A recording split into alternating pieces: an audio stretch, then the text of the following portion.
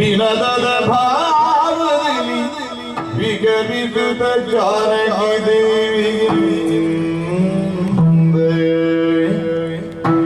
ಬದುಕದಿಷ್ಟು ವಿಚಿತ್ರ ಜಾನಕಿ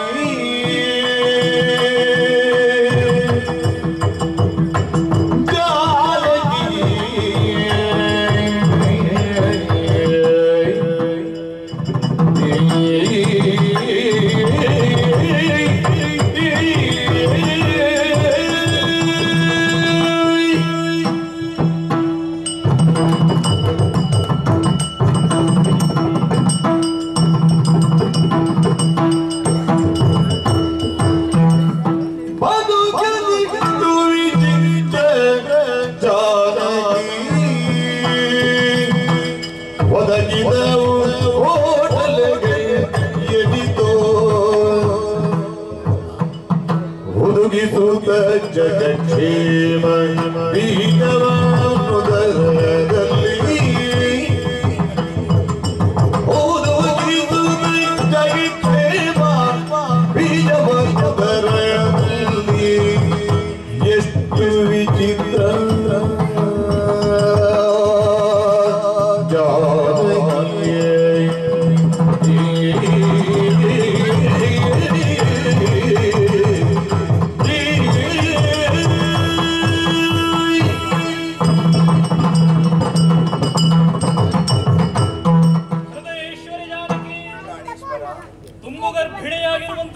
ಮನಸ್ಸಿಗೆ ಮುದನೇಡುವಂತಹ ಉದ್ದೇಶ ಜೊತೆಯಲ್ಲಿ ರಾಜಕೀಯ ಕಾರ್ಯಬಾಹುಳ್ಯದಿಂದಾದಂತಹ ಒತ್ತಡವನ್ನು ಕಡಿಮೆಗೊಳಿಸುವುದಕ್ಕೆ ಬೇಕಾಗಿ ಅಶೋಕವನವೆಂದೇ ನಾಮಾಂಕಿತವಾದಂತಹ ಈ ಪ್ರಮದಾವನವನ್ನು ಸೇರಿಕೊಂಡವನು ನಾವು.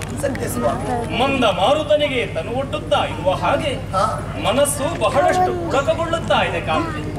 ಅಷ್ಟೇ ಅಲ್ಲ, ಗತ ಜೀವನಾನುಭವವು ಬಹಳಷ್ಟು ನೆನಪಿಗೆ ಬರುತ್ತಾ ಉಂಟು. ಬದುಕಿನ ಪುಟಗಳನ್ನು ಒಮ್ಮೆ ತಿರುವಿ ನೋಡಿದಾಗ, ಬದುಕಿನ ಬಗ್ಗೆ ಸಿಂಹಾವಲೋಕನ ನಡೆಸಿದಾಗ ಬದುಕು ಅದೆಷ್ಟು ವಿಚಿತ್ರ ಅನ್ನಿಸುವುದರಸಿ. ನದಿಗೂ ಜೀವನ ಎನ್ನುವಂತಹ ಹೆಸರಿದೆ. ಉನ್ನತವಾದ ಪರ್ವತ ಮೂಲದಲ್ಲಿ ಹುಟ್ಟಿ ಅದೆಷ್ಟೋ ಏರು ತಗ್ಗುಗಳನ್ನು ಕ್ರಮಿಸುತ್ತಾ ಅದೆಷ್ಟೋ ತಿರುವುಗಳನ್ನು ಧರಿಸುತ್ತಾ ಕೊನೆಯದಾಗಿ ಸಾಗರ ಗರ್ಭವನ್ನು ಸೇರುತ್ತದೆಯಂತೆ. ನಮ್ಮ ಜೀವನವೂ ಅದಕ್ಕಿಂತ ಹೊರತಾದದ್ದಲ್ಲೂ ಜೀವನದಲ್ಲಿ ಬಹಳಷ್ಟು ಕಷ್ಟವನ್ನು ಅನುಭವಿಸಿದವರು ನಾವು. ಲೋಕದಲ್ಲೊಂದು ಮಾತುಂಟು, ಸ್ತ್ರೀಣಾಂಚ ಚಿತ್ತಂ ಪುರುಷಸ್ಯ ಭಾಗ್ಯಂ ದೇವೋ ನ ಜಾನತಿ ಕುತೋ ಮನುಷ್ಯ. ಹೆಣ್ಣಿನ ಮನಸ್ಸನ್ನು, ಪುರುಷನ ಭಾಗ್ಯವನ್ನು ದೇವರಿಂದಲೂ ತಿಳಿಯಲು ಸಾಧ್ಯವಿಲ್ಲ. ಹಾಗಾದರೆ ಮಾನವರ ಪಾಡೇ ಹಿಂದಿನ ದಿನ ರಾತ್ರಿ ಉಪವಾಸ ಇದ್ದು ವ್ರತಾಚರಣೆಯನ್ನ ಮಾಡಿ ಮರುದಿನ ಸೂರ್ಯೋದಯದ ಸುಮುಹೂರ್ತದಲ್ಲಿ ಅಖಂಡ ಆರ್ಯಾವರ್ತದ ಯುವರಾಜನಾಗಿ ಪಟ್ಟಾಭಿಷಿಕ್ತನಾಗಬೇಕಾಗಿದ್ದಂತಹ ನಾನು ಉತ್ತರ ಕ್ಷಣದಲ್ಲೇ ಜಟಾವಲ್ಕಲ ಧಾರಿಯಾಗಿ ವನಗಮನನಾಗಬೇಕಾದರೆ ಪುರುಷನ ಭಾಗ್ಯವನ್ನು ಊಹಿಸುವುದಕ್ಕೆ ಯಾರು ತಾನೇ ಶಕ್ತರಾದ? ವಾತ್ಸಲ್ಯಮಯಿ ಮಾತೆಯು, ಆದರ್ಶ ಪತ್ನಿಯೂ ಆಗಿದ್ದ ಕೈಕಾಮಾತೆಯ ಮನಸ್ಸು ನನ್ನನ್ನು ವನವಾಸಕ್ಕೆ ಕಳುಹಿಸುವಷ್ಟು ಕಠೋರವಾಗಬೇಕಿದ್ದರೆ ಹೆಣ್ಣಿನ ಚಿತ್ತವೃತ್ತಿಯನ್ನು ತಿಳಿಯುವುದಕ್ಕೆ ಸಾಧ್ಯವುಂಟೇ ಹೇಳುವುದಿಲ್ಲ ಪ್ರಭು. ವನಗಮನರಾದಂತಹ ನಾವುಗಳು ವನಾಂತರದಲ್ಲಿ ಅದೆಷ್ಟು ಕಷ್ಟ ಕೋಟಲೆಗಳನ್ನು ಅನುಭವಿಸಿದವರು. ಆದರೂ ಕೂಡ ಜಗತ್ತಿನ ಕ್ಷೇಮ ಎನ್ನುವಂತಹ ಬೀಜವನ್ನು ಉದರದ ಒಳಗೆ ಹುದುಗಿಸಿಕೊಂಡಿದ್ದೇನೆ ಎನ್ನುವಂತಹ ತೃಪ್ತಿ ನನಗುಂಟು ಕಾಂತಿ.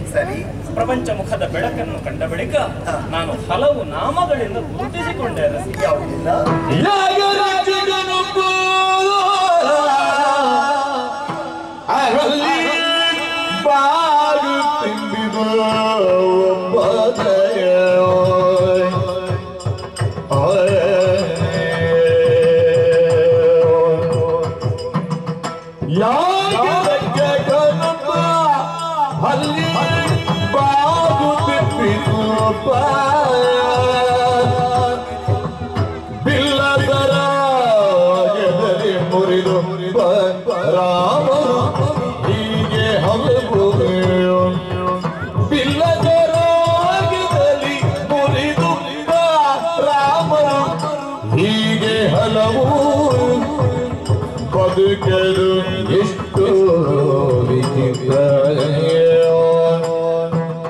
जानकी